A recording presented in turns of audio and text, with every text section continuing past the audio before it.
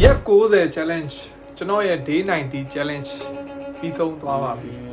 ဆိုတော့ကျွန်တော်ဒီဗီဒီယိုဒီနေ့ရဲ့ဗီဒီယိုမှာကျွန်တော်day 1ကနေ day 89 ထိ script ပုံစံနဲ့မသွားဘဲနဲ့ဒီ day 90 ဗီဒီယိုကျွန်တော်စိတ်ထဲမှာရှိတဲ့ခံစားချက်တွေ value တွေပြီးရင်ကျွန်တော်ဖြတ်တန်းခဲ့ရတဲ့အခက်အခဲတွေအားလုံးကို day 90 ဗီဒီယိုမှာ share ပေးခြင်းလို့ဆိုပြီးတော့ဒီဗီဒီယိုကိုကျွန်တော်လုပ်ပေးလိုက်ရပြီဖြစ်တယ်ဆိုတော့ဒီ challenge ကိုကျွန်တော်စယူတဲ့အချိန်မှာကျွန်တော်လိုက်နာရမယ့် rules တွေရှိရပါတော့အဲ့ဒီ rules တွေထဲမှာ gym ကိုတရက်ကို90 minute workout လုပ်ရမယ်တနာရီ meditation လုပ်ရမယ်စာဖတ်ရမယ် masturbation porn short term pleasure တွေနောက်ကိုမလိုက်ရဘူးပြီးကြရင်ကျွန်တော်တို့ clean နေစားရမယ်ဗီဒီယိုနေ့တိုင်းတင်ရမယ်ဆိုတော့ဒီ rules တွေကိုကျွန်တော်ကရက်90အထိယူခဲ့တဲ့ဆုံးဖြတ်ချက်တစ်ခုပေါ့နော်ကျွန်တော်လုပ်ခဲ့တယ်ပေါ့နော်ဆိုတော့ဒီတစ်လျှောက်လုံးမှာတော်တော်လေးအခက်ခဲတွေအောင်မြင်မှုတွေအများကြီးကိုကျွန်တော်ရင်ဆိုင်ခဲ့ရတယ်ဆိုတော့ဒီထဲမှာကျွန်တော်တန်ဖိုးရှိဆုံးထင်တဲ့ကျွန်တော်ရဲ့ထင်မြင်ချက်တချို့ကျွန်တော်အတူဆုံးနဲ့လာပြောပြပေးတာဖြစ်တယ်ပထမဆုံးတစ်ခုကတော့ဒီရက်90 challenge တစ်လျှောက်လုံးမှာကျွန်တော် body mind နဲ့ meditation နဲ့ပတ်သက်ပြီးစကားတွေအများကြီးပြောခဲ့တယ်ပေါ့နော်ဆိုတော့အဲ့ဒါနဲ့ပတ်သက်ပြီးကျွန်တော်နည်းနည်းလေးပို့ပြီးတော့လူတွေပိုသိလာတယ်အဲ့အချိန်မှာဝေဖန်တိုက်ခိုက်တဲ့လူမပြောနဲ့ဘာသာရေးအကြောင်းမပြောနဲ့နောက်ဆုံးမှကျွန်တော်က universal truth ပေါ့အားလုံးလက်ခံနိုင်တဲ့အမှန်တရားတစ်ခုမှကျွန်တော်ဖြေရသွားခဲ့တယ်ပေါ့နော်ဒီကြရင် discipline ရဲ့ကိုယ်ကိုကျွန်တော်နားလည်လာတယ်ပေါ့နော် discipline ရှိတဲ့လူတယောက်ကဒီနေ့အလုပ်မလုပ်ချင်တယ်လုပ်တယ်ဒီနေ့ဗီဒီယိုမတင်ချင်လည်းတင်တယ်ဘလို့ပဲဖြစ်ဖြစ်ဒီနေ့တရက်မှာလုပ်ရမယ့်အလုပ်ကိုပြီးအောင်လုပ်ရမယ်ဆိုတော့ feeling ပေါ့နော်ဆိုတော့နောက်ကို look back ပြန်လုပ်လိုက်လို့ရှင်ကိုပြီးခဲ့တဲ့နေ့တွေကိုပြန်ကြည့်လိုက်လို့ရှင်ကိုက satisfaction ပြည့်ရတယ်ကို commitment ပြခဲ့တဲ့အတိုင်းလုပ်ခဲ့တယ်ဆိုတဲ့ feeling ရတယ်ပေါ့နော်ဆိုတော့ဒါ discipline ရဲ့အကျိုးကျေးဇူးပေါ့နောက်တစ်ခုကျတော့ဒီ discipline နဲ့တွဲပြီးတော့မှပါလာတဲ့အရာ compounding ပေါ့နော်လောက်တာများလာလို့ရှင်အလုပ်တစ်ခုကိုလောက်တာများလာတာနဲ့အကျွမ်းကျင်မှုဆိုတာဖြစ်လာတယ်ပိုပြီးကောင်းလာတယ်ပေါ့နော်ဆိုတော့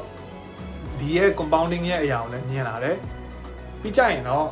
ပတ်စံပေါ့နော် finance ဘက်ကိုကျွန်တော်ကဒီ challenge ပြီးရင် aggressively သွားတော့မှာပေါ့နော်ဆိုတော့ကျွန်တော်ဒီ challenge တစ်လျှောက်လုံးမှာကျွန်တော် push လုပ်ခံရတဲ့ပုံစံကျွန်တော်ပြောခံခဲ့ရတဲ့ပုံစံတွေဒါတွေအားလုံး frustration တွေအားလုံးအများကြီးကျွန်တော် break down ဖြစ်ခဲ့တဲ့နေ့တွေဆိုတော့ဒီ challenge ကိုလုပ်ရင်နဲ့ကျွန်တော်85ရက်မြောက်နောက်ပိုင်းမှာပေါ့နော်ကျွန်တော်လုပ်ရင်နဲ့အများကြီးခက်ခဲတွေကိုတွေ့ပြီးတဲ့နောက်မှာကျွန်တော်ချစ်တဲ့လူတွေနဲ့ခင်တဲ့လူတွေနဲ့ပို့ပြီးတော့လူတွေအစ်စ်တွေနဲ့တွေ့လာရတယ်ပြီးကြရင်ကျွန်တော်ရဲ့နီးအနီးဆက်ဆုံးချစ်ရတဲ့သူကိုလည်းကျွန်တော်တွေ့ခဲ့တယ်ဆိုတော့အဲ့ဒီအချိန်မှာသူ့ရဲ့ပိုးသားမြင်သပင်ဆွဲဆောင်မှုရှိတဲ့သပင်လေးကကျွန်တော်ရဲ့စီကန်းတွေကိုနည်းနည်းရင်းရိုင်သွားစေခဲ့တယ်ပေါ့နော်ကျွန်တော်တီးတဲ့လူတွေကိုကျွန်တော်ပြောပြတဲ့အချိန်မပြောနဲ့ပေါ့နော်မင်းစကားအကြီးတွေပြောထားတယ်မင်းလှုပ်ထားတယ်အများကြီးရှယ်မင်းစောက်ဖို့အကြီးတွေပြောထားတယ်ရှိရဆိုပြီးတော့သူတို့တွေကျွန်တော်အကြံပေးလာကြတယ်ကျွန်တော်တကယ်ချင်းနေကျွန်တော်တိုင်းဝိုင်းရလူတွေပေါ့နော်ဆိုတော့ကျွန်တော်ပြန်စဉ်းစားတာက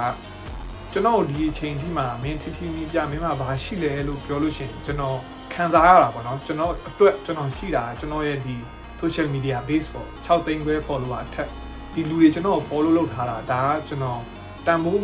မဖြတ်နိုင်ဘူးပေါ့နော်ဆိုတော့ဒီလူတွေကိုကျွန်တော်ကအမှန်တရားနဲ့ပဲ dominate လုပ်ချင်တယ်ဆိုပြီးပြောခဲ့တယ်အဲ့ဒီအမှန်တရားအတိုင်းပဲကျွန်တော်ကဒီရဲ့ social media မှာကျွန်တော်ရဲ့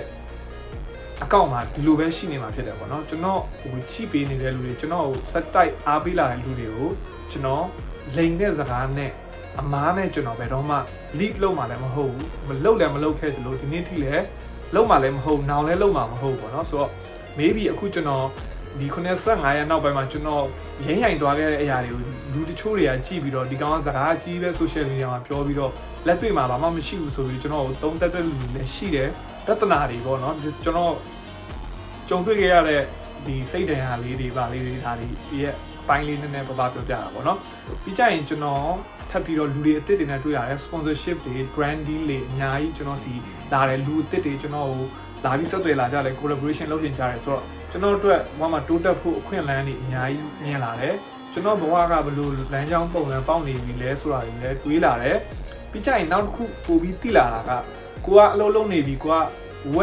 well create လုပ်နေပြီဆိုရင်ပေါ့နော်လူတွေကိုတွားပြီးတော့မှဆင်ချေပေးလို့မရပါဘူး ခင်ဗျားဘလောက်ပဲလုံနေခင်ဗျားသူတို့အရှင်းမှာပတ်စံချပြီးတော့သူတို့ provide မလုပ်ပေးနိုင်သေးခင်ဗျားအိမ်ရတော့မှခင်ဗျားကိုစောင့်ယူဆိုင်မှာမဟုတ်ဆိုတာကိုကျွန်တော်ဒီစကားကိုရိုင်းလေးနဲ့မပြောချင်ပေမဲ့လည်းကျွန်တော်ရဲ့ဒီစိတ်ထဲကနေထွက်သွားလို့ပြောလိုက်တာဖြစ်တယ်ဒါပေမဲ့ပတ်စံတကယ်ကိုမှဘလောက်ထိတောင်မှအရေးကြီးလဲဆိုတာနံပါတ်1လို့တောင်မှပြောလို့ရတဲ့အနေထားလောက်ကိုမှကျွန်တော်ရဲ့ mindset ကဖြစ်သွားပြီပေါ့နော်ဒီခီးတစ်လျှောက်လုံးကျွန်တော်ဒီခီးကကျွန်တော် shape လုပ်လိုက်တာပေါ့ညာအိမ်ကတော့ခင်ဗျားကိုဟိုအတုံးသူတို့ကတော့ချင်ပါမိဘကတော့ခင်ဗျားကို effortlessly ချစ်ပေးနေအောင်ပါဗျာဒါပေမဲ့ခင်ဗျား provide မလုပ်ပေးနိုင်သေးဘူးဆိုရင်ခင်ဗျားလက်မှာပါဝါမရှိဘူးအိမ်မှာလည်းမရှိဘူးအပြင်မှာလည်းမရှိဘူးဘူးနဲ့မှလည်းမရှိဘူးတယောက်နဲ့မှလည်းမရှိဘူးအဲ့ဒါကိုတော့တစ်သက်လုံးကျွန်တော်လည်းမှတ်ထားမယ်ကျွန်တော်ဒီလိုမျိုးကျွန်တော်အမှန်တိုင်းဖွင့်တာကိုအမှန်တိုင်းနားထောင်ပေးနေတဲ့လက်ခံပေးနေတဲ့လူတွေအားလုံးလည်းပြောချင်တာပတ်စံမရှိသေးသေးပေါ့နော်ပတ်စံရှိတဲ့လူကခမားထက်တန်ဖိုးရှိတဲ့စကားမပြောရင်တော့မှသူ့စကားကိုလူတွေကပို့ပြီးလက်ခံမှာဟုတ်တယ်ဘာလို့လဲဆိုတော့သူ့ကိုလက်ခံမှာကျွန်တော်ကအကျိုးမြတ်ရမှာလေသူ့ကိုလက်ခံမှာပေါ့အကျိုးမြတ်ရှိတဲ့လူပဲကျွန်တော်လည်းတွဲမှာလေဆိုတော့တော်တဲ့လူတွေကောင်းတဲ့လူတွေနဲ့ပဲကတ်ချင်တယ်ဆိုတော့ဒါကအမှန်တရားတစ်ခုဟုတ်တယ်ပေါ့နော်ဆိုတော့ပတ်စံကတော်တော်လေးကိုအရေးကြီးတယ်ဆိုပြီးကျွန်တော်မြင်လာတယ် finance နဲ့ပတ်သက်တဲ့ဟာတွေကိုတင်မယ်businessman တွေနဲ့ collaboration တွေလုပ်မယ်ထပ်ပြီးလာမဲ့အချိန်မှာကောင်းတဲ့ value တွေကိုကျွန်တော်မျှဝေပေးမယ်ဒီထက်ကောင်းအောင် next level game theory လေးတွေလည်းကျွန်တော်မကစားချင်တော့ဘူးဆိုတော့အကောင်းဆုံးဖြစ်အောင်ကျွန်တော်ရဲ့လူတွေကို value တက်နိုင်ဆုံးနဲ့အမှန်တရားပေါ့အဓိကတော့ truth ပေါ့နော်ကျွန်တော်ရဲ့ core ပေါ့နော်ကျွန်တော်အမှန်တရားဖြစ်ရမယ်ကျွန်တော်အမားလုပ်ခဲ့လို့ရှင်တော့ကျွန်တော်ဝင်ခံနိုင်တဲ့တတိရှိရမယ်ဘာလို့လဲဆိုတော့ကျွန်တော်လူတွေကျွန်တော်မဝင်ခံလို့ပြောတာကျွန်တော်ရဲ့ဒီ6သိန်းခွဲသော follower တွေကျွန်တော်ဟိုးအရင်ကတည်းကကြီးလာတဲ့လူတွေလည်းရှိတယ်သူတို့တွေကိုကျွန်တော်စိတ်တွေရင်သွားတယ်ဆိုတာကိုကျွန်တော်ကမပြောလိုက်ဘူးဆိုရင်ကျွန်တော်ညလည်းကောင်းအိပ်ပျော်မှာမဟုတ်ဘူးကျွန်တော် truth မရှိတော့ဘူး I who am I ဖြစ်သွားပြီလားကျွန်တော်ဘာလို့လဲကျွန်တော်ဘာမှမဟုတ်တဲ့ကောင်လို့ဖြစ်သွားပြီကျွန်တော်ရဲ့စကားကိုကျွန်တော်ကမရက်တီးပဲနဲ့မရက်တီးနိုင်ခဲ့လို့ရှင်တော့မဝင်ခံရတာမှအဲ့ဒါစောက်ချောက်တွေရဲ့အလုပ်လို့ထင်တယ်အမှန်တိုင်းဖြစ်လို့လဲအမှန်တိုင်းလောက်ပြီးတော့ကျွန်တော်ဝန်ခံရခြင်းဖြစ်တယ်ဆိုတော့ဒီ challenge တစ်လျှောက်လုံးမှာကျွန်တော်ကိုအားပေးလာခဲ့လူတယောက်ချင်းစီကိုလည်းကျေးဇူးတင်တယ်ဒီလောက်စီကံနဲ့လုံနေတာတော့မှလူတွေကအမားတစ်ခုပဲမြင်တယ်ဆိုတာကိုလူတွေသိသိချင်တယ်လူတိုင်းသိတယ်ပေါ့နော်အမှန်69ခုလို့အမားတစ်ခုလို့ရှင်လူတွေကအမားတစ်ခုပဲပြောမယ်ဆိုတာကျွန်တော်လည်းပြောပြကြမှာလို့ကျွန်တော်ငယ်ကလေးကနေလူတိုင်းသင်ခဲ့ရတဲ့အရာဟုတ်တယ်ဒါကလုံးဝမှန်တယ်ဆိုတာကိုကျွန်တော်ကိုယ်တိုင်ခံစားခဲ့လိုက်ပြီးကြရင်ထပ်ပြီးတော့body ပြပြီးမလုပ်မှလဲ gym ဆော့ပြီးမလုပ်မှလဲပတ်စံရှာဖို့ကပိုပြီးအရေးကြီးတယ်man နဲ့ gym ဆော့တာလည်းကောင်းတယ်ဒါပေမဲ့ပတ်စံရှာဖို့အရေးကြီးတယ်အဲ့ဒီလို idea တွေဒါတွေကတကယ်ထိရောက်တဲ့ idea တွေလို့ထင်တယ်ဘာလို့လဲဆိုတော့ gym ဆော့ဒါကလည်း discipline တစ်ခု man တယ်ဗျာဒါပေမဲ့အရေးကြီးတာက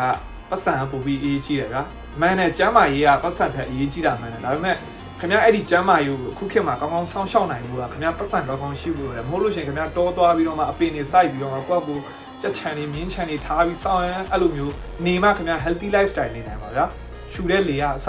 air purifier တွေတက်ပြီးတော့မှနေကျင်တယ်လုံးဝ lifestyle မြင်းနေကျင်တယ်ဆိုရင်ပတ်စံလိုတယ်ဆိုတော့နံပါတ်1ကျွန်တော်ရဲ့ဒီရက်90နောက်ပိုင်းမှာပေါ့နော်ကျွန်တော် meditation ဘိုင်းကိုထပ်ပြီးတော့မှအားထည့်မယ်ပတ်စံကိုအားထည့်မယ်ဒီနှစ်ခုကိုပို့ပြီးအားထည့်မယ် body ကတော့တခြား flexible ဖြစ်တဲ့မွေထိုင်းတို့ boxing တို့ဒါတွေကိုကျွန်တော်တင်မယ် flexible ဖြစ်အောင်လုပ်မယ်ပြီးရင် finance ကိုတော့ကျွန်တော် aggressively ဒီ financial ဘက်ကိုvideo တွေပြန်ထပ်လုပ်ဖို့စဉ်းစားနေတယ်ဆိုတော့ဒါကဒေးနိုင်တီကျွန်တော်feel လုပ်ခဲ့ရတဲ့အရာတွေကိုကျွန်တော်လာ share ပေးရခြင်းဖြစ်တယ်ထပ်ပြီးတော့လည်းကျွန်တော်စိတ်ထဲမှာပြောပြခြင်းတဲ့အရာတွေကျွန်တော်မွန်းချက်ခဲ့တဲ့အရာတွေကျွန်တော်အများကြီးရှိတယ်ဒါပေမဲ့အဲ့ဒီအရာတွေကိုတော့ကျွန်တော်ရဲ့ video မှာကျွန်တော်လောင်စာစီအဖြစ်သုံးဖို့ဆုံးဖြတ်ထားတယ်ဆိုတော့အရာအားလုံးမပြောဘဲနဲ့ဒီနေ့ထိ day 1ကနေ day 90 ထိကျွန်တော်ကိုအားပေးလာခဲ့တဲ့လူတယောက်ချင်းစီကိုကျွန်တော